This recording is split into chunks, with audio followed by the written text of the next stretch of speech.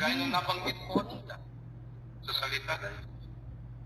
Ang lahat ng bagay ay pagkakaloob sa iyo ng Panginoon. Kung ikaw ay susunod sa kanyang kalooban. Amen po ba? Amen. O, di ba? Napakabuti ng Diyos.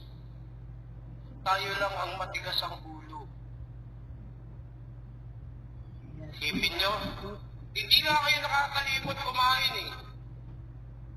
Diba? In a physical way. Hindi kayo nakakalimot kumain, pero nakakalimutan nyo naman pakainin ng spiritual nyo. Dapat, habang nabubuhay tayo, balanse ang spiritual at ang physical. Ano ang pagkain ng spiritual? Ang salita ng Diyos. Napakaliwanag. Ito yung spiritual feeding. The Word of